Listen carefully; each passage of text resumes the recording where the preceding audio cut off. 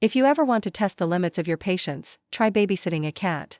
Not just any cat, but my neighbor Mrs. Fletcher's 20-pound demon named Sprinkles, who believes I'm her personal punching bag. I was nursing my third scratch of the morning when my phone buzzed. Unknown number asterisk. Claire Thompson? Yes? This is Margaret Cole. My employer is in urgent need of a nanny. You were recommended. I blinked. Recommended? By who? A pause. Then, by Mrs. Fletcher. I looked at the cat, who at that very moment was glaring at me like I'd committed tax fraud. Mrs. Fletcher recommended me? Really? Yes, the woman said briskly.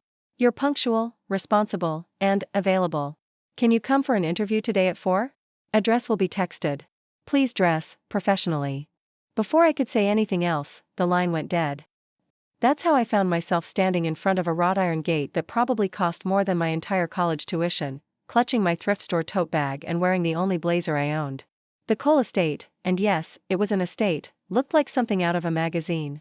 Perfect hedges, a driveway big enough for a small airport, and a front door that could double as a medieval fortress. The gate swung open silently, like it knew I didn't belong there but was too polite to say so. Inside, the house smelled like money and lemon polish.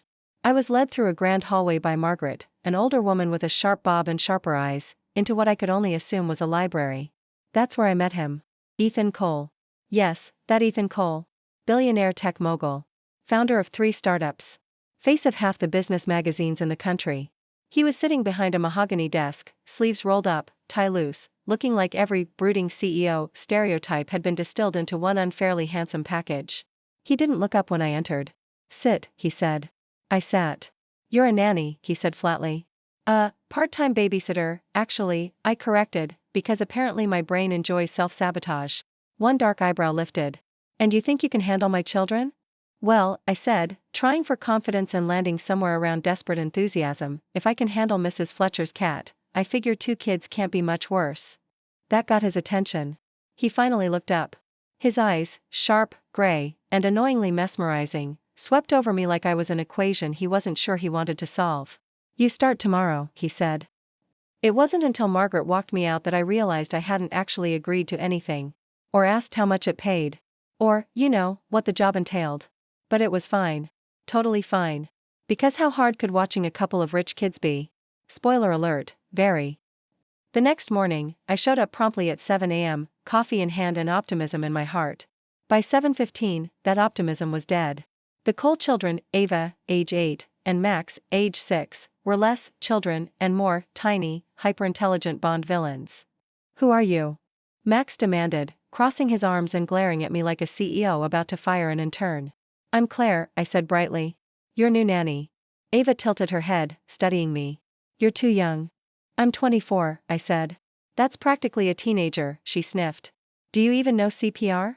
Yes, I said, because YouTube tutorials count. She didn't look convinced. Max smirked. Bet she doesn't last a week. By 8, they'd hidden my phone, locked me out of the kitchen, and convinced me that the house was haunted by Gertrude, the angry maid from 1902. By 9, I seriously considered faking food poisoning. But by noon, something weird happened. Ava let me braid her hair while she read me a chapter from her favorite fantasy novel.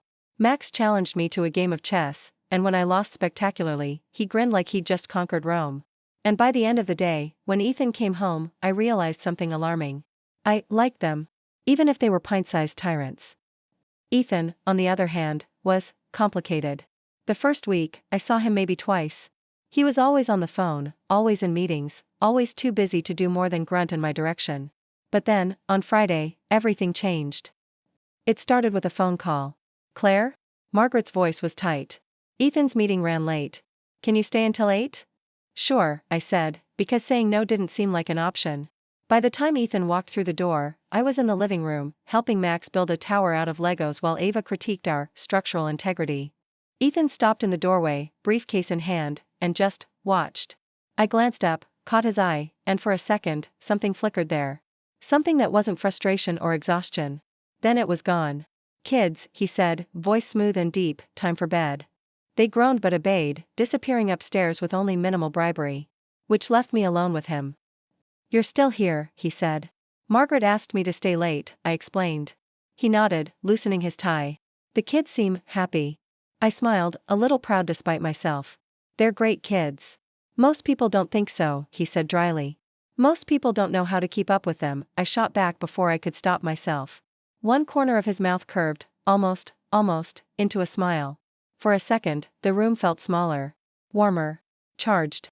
Then his phone rang, and the moment shattered. By the end of my second week, I'd learned 3 things. 1. Ava is terrifying when she's bored. 2. Max is terrifying all the time. 3. Ethan Cole is not what I expected. Because beneath the gruff exterior and the endless meetings, there were these flashes of something softer. Like the way he'd stop to actually listen when Ava talked about her book characters. Or how he'd quietly fix Max's robot after the kid went to bed, just so it'd be ready in the morning. Or the way he'd look at me sometimes, like he wasn't sure if he wanted to fire me or something else. One Thursday night, after the kids were asleep, I found him in the kitchen. He was leaning against the counter, sleeves rolled up, a glass of whiskey in his hand. Rough day? I asked, grabbing a bottle of water. You could say that, he said, voice tired. I hesitated, then said, you know, for a billionaire, you don't seem very happy. He looked at me, startled. Then he laughed, a low, surprised sound that did alarming things to my insides. Maybe not, he admitted. But the kids are. That's what matters. I should have left it there. But something about the way he said it, quiet, almost vulnerable, made me want to push. You deserve to be happy too, you know, I said softly. For a second, he just stared at me. Then he said, almost to himself, you really are something, aren't you? And before I could figure out what that meant, Max appeared in the doorway, clutching his stuffed dinosaur and demanding water. Moment over. By the time my first month was up, I'd stopped thinking of it as a job. It was something else. Something dangerous. Because every time Ethan smiled, really smiled, or every time the kids curled up against me during movie night, I felt it. This tug in my chest. This terrifying thought that maybe, just maybe, I was starting to fall for all of them. But if there's one thing I've learned in life, it's this. Good things don't last. And with Ethan Cole? Nothing is ever simple. The first sign that things were changing came on a random Tuesday. I was in the kitchen making pancakes, because apparently Max and Ava had declared a National Pancake Day, and who was I to argue? When Ethan walked in. It was early. He usually left for work before the sun came up, but there he was, in sweatpants and a t-shirt, barefoot, hair slightly mussed. And dear universe, why did he have to look that good in something so simple? Morning, I said, flipping a pancake and trying not to stare. Morning, he replied, voice rough with sleep. He poured himself coffee and leaned against the counter, watching me. Not the pancakes. Me. I pretended not to notice. You're home late. I cancelled a meeting. Oh? I tried to sound casual, but my stomach did this weird flip. The kids asked me to stay, he said, as if that explained everything. And maybe it did, because Max and Ava came running in at that moment, practically tackling him in a double hug. The second sign was Friday night. I'd just gotten the kids to bed after an epic pillow fort and 2 readings of The Lion, the Witch, and the Wardrobe when Ethan came home, loosened tie and all. He looked exhausted. You look like you fought a dragon, I teased. Board meeting, he said dryly, dropping his briefcase and collapsing onto the couch. I hesitated, then sat down across from him. You need a hobby. Something fun. Something that doesn't involve spreadsheets. His eyebrow quirked. Like what? I shrugged. I don't know. Bowling. Dancing. Yoga. Goat yoga. That got an almost smile out of him. Goat yoga? It's a thing, I said seriously. They climb on you while you do downward dog. Very therapeutic. He actually laughed. A real, warm laugh that sent a strange little thrill through me. And then he looked at me, really looked, and for a second, the room felt too small. I told myself I was imagining things. That the little sparks I felt whenever our eyes met were just my overactive imagination. That I was reading too much into the way he sometimes lingered in the doorway when I was playing board games with the kids, or the way his hand would brush mine when he passed me something. But then came Saturday night. Margaret had the night off, so it was just me, the kids, and pizza. We were in the middle of a very competitive game of Uno when Ethan appeared, still in his suit, looking like some kind of magazine cover. Uno, Max declared triumphantly, slamming his last card down. You lose, Claire. I groaned. That's 5 games in a row. You two are sharks. You're just bad at cards, Ava said sweetly. Ethan's mouth curved in amusement. Sounds brutal. You have no idea, I muttered, gathering the cards. And then, somehow, we were all in the kitchen, eating pizza straight from the box, laughing about Max's plan to invent a robot that does homework. For the first time, Ethan seemed relaxed. Almost happy. Later, after the kids went to bed, I started cleaning up. Ethan stayed, leaning against the counter, watching me. "You don't have to do that," he said. "It's fine," I said, rinsing plates. "I like helping." He was quiet for a moment, then said, "You're good with them." "The kids?" I smiled, feeling a little warm under his gaze. "They're good kids. Even if Max is plotting world domination." That got a soft chuckle. "Yeah. They like you. A lot." Something in his tone made me pause. I turned, meeting his eyes. And for a moment, the world tilted. There was something there. Something dangerous and magnetic and completely undeniable. I wish I could say I walked away. That I reminded myself he was my boss, that this was a job, that I couldn't afford to blur those lines. But I didn't. I just stood there, caught in that quiet, electric moment, until his phone rang and shattered it. After that night, everything was different. Not in an obvious way. We didn't talk about it. Didn't acknowledge it. But there was this undercurrent, this pull between us that neither of us could seem to ignore. Little things started happening. Like the way his hand would brush mine when we passed each other something. Or how his eyes would find me in a crowded room, lingering just a beat too long. Or how his voice would soften when he said my name. And I let it happen.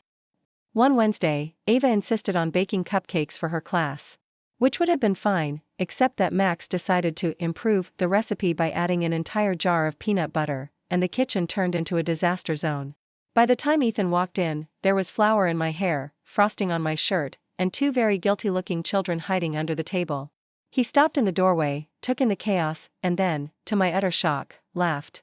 Like, full-on, can't-stop kind of laughter. "You think this is funny?" I demanded, trying to scrape batter off the counter. "A little," he admitted, still grinning.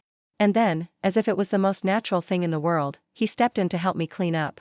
Side by side, our arms brushing, his quiet presence steady and warm. It was almost easy to forget that this wasn't real. That I was just the nanny, and he was my boss, and whatever was happening between us was nothing more than wishful thinking on my part. Almost. Then came the charity gala. Margaret called me that afternoon, panicked. "Claire, can you come early? Ethan's tux needs picking up, the kids are refusing to eat anything but macaroni, and the caterer just cancelled." By the time Ethan got home, I'd somehow wrangled the kids into eating vegetables, found a backup caterer, and pressed his tux. He walked in, looking unfairly good in a suit, and for a second, his gaze softened in a way that made my heart do a very dangerous flip. "You didn't have to do all that," he said quietly. "I wanted to," I said, before I could think better of it. His eyes held mine for a long, charged moment. Then he said, "Thank you." I told myself the gala would be good for me. A reminder of who he really was, a billionaire, surrounded by people in designer gowns and expensive jewelry, living a life I'd never belonged to. But then, halfway through the evening, I found myself standing near the bar, holding a tray of hors d'oeuvres for Ava and Max, when I felt someone step up beside me. "You look nice," Ethan said. I blinked. Thanks. You clean up pretty well yourself." That almost smile again. "Enjoying yourself?" Trying not to spill shrimp cocktail on anyone, I deadpanned. He laughed, and for a second, it was like we were the only two people in the room. But the illusion shattered later that night. Because as we were leaving, I saw her. Tall. Gorgeous. Perfect. The kind of woman who looked like she belonged on his arm. And she was, laughing at something he said, her hand brushing his sleeve like it was the most natural thing in the world. I told myself it didn't matter. That I was just the nanny. That whatever I thought was happening between us was all in my head. But as I rode home in the back seat of the car, watching the city lights blur past, one thought kept echoing in my mind. I was falling for him. And I didn't stand a chance. The days after the gala were strange. Ethan was polite. Professional. Distant. And I hated how much it hurt. I threw myself into the kids, helping Ava with her science project, teaching Max to ride his bike, anything to keep from thinking about him. But then, one rainy Thursday night, everything changed. The kids were asleep. Margaret had gone home. And I was sitting in the living room, folding laundry, when Ethan walked in. He looked tired. Not just physically, but bone-deep tired. "Long day?" I asked softly. He nodded, loosening his tie. "Yeah." Something in his expression made me set the laundry aside. "Do you want to talk about it?" For a second, I didn't think he'd answer. Then, quietly, he said, "Sometimes I wonder if I'm doing any of this right. The company. The kids. Any of it." I swallowed, my chest tight. "You're doing better than you think. They love you, Ethan. So much." His eyes met mine, and there was something raw there. Vulnerable. Real. And then, before I could think, before I could talk myself out of it, I stepped closer. So did he. I don't know who moved first. All I know is that 1 second we were standing there, inches apart, and the next his hand was in my hair, and his mouth was on mine. It wasn't soft. Or tentative. It was hungry. Desperate. Like we'd both been holding our breath for weeks and finally let it out. When we finally broke apart, my heart was racing, my hands trembling. "This is a bad idea," I whispered, breathless. "Probably," he said, his forehead resting against mine. "But I don't care." And God help me, neither did I. The morning after our kiss, reality hit like a brick wall. I woke up in my tiny apartment, staring at the ceiling, replaying every second. His hands in my hair. The way his voice had gone quiet when he'd said he didn't care. And then the panic set in. What had I done? He was my boss. My billionaire, impossibly handsome, entirely off-limits boss. There were rules. Boundaries. Lines I had just crossed with a running start. I told myself I'd keep things professional. Pretend it never happened. Easy. Simple. Except when I showed up that morning, Ethan was standing in the kitchen, hair damp from a shower, sleeves rolled up, making pancakes with Max and Ava. And when our eyes met, the entire room went electric. The kids didn't notice, thank God, but Margaret did. She raised one perfectly arched eyebrow at me when I handed her Ava's backpack, a silent "we'll talk later" look that made my cheeks burn.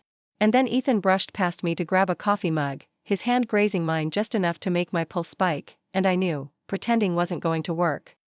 For a while, though, we tried. We kept it quiet, kept our distance. There were stolen glances over the breakfast table, quick brushes of fingers when the kids weren't looking, quiet moments in the hallway that left my heart in knots. It was terrifying. And exhilarating. Like living in a secret world where every word, every look, carried double meaning.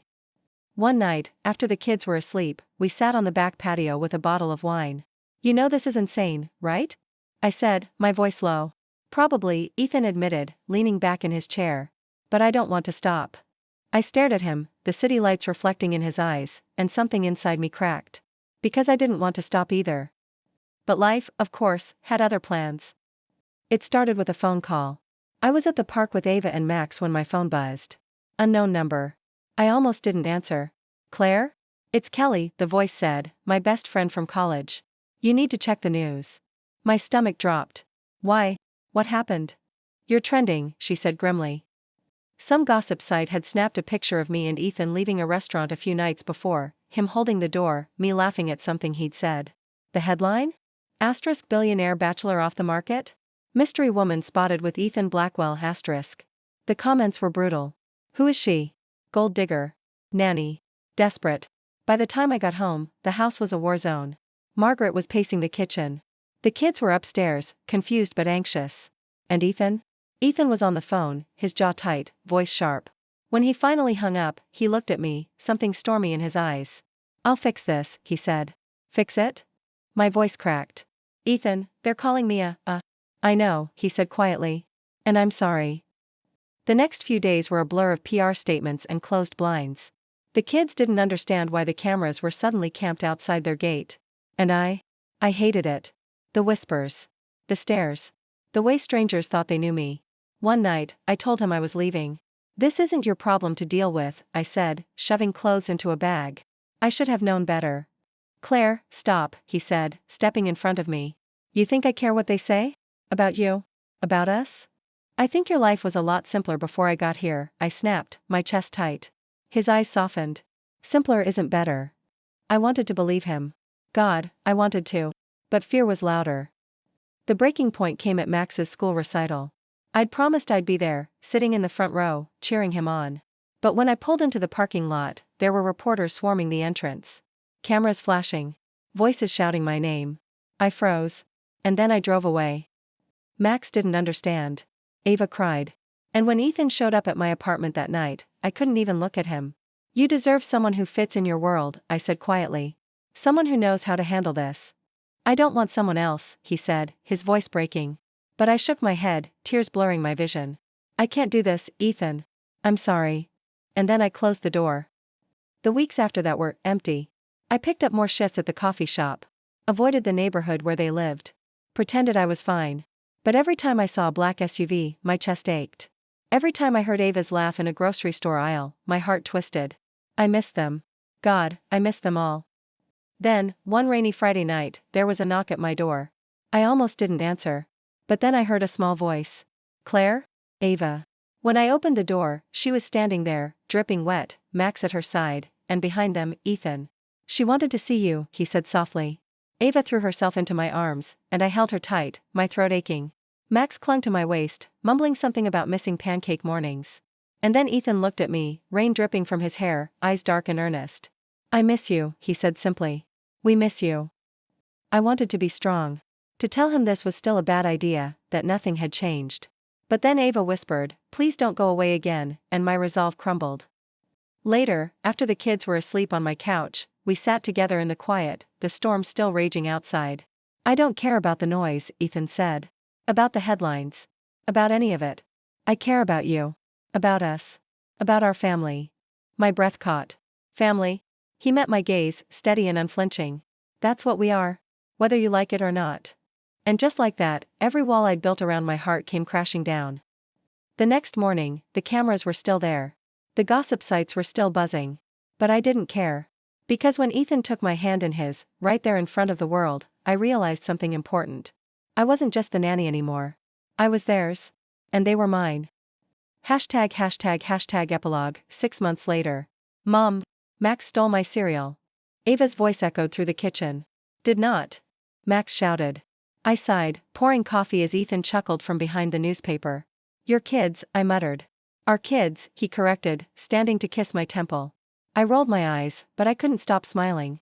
The headlines had eventually faded. The cameras moved on. And life settled into something that felt a lot like happiness. On weekends, we had pancake mornings. On weekdays, chaotic school runs. And at night, when the kids were asleep, Ethan would wrap his arms around me and remind me, in every way possible, just how much I belonged. I'd never planned on falling in love with a billionaire. But somehow, in the middle of the chaos, the gossip, and the impossible odds, I'd found my home.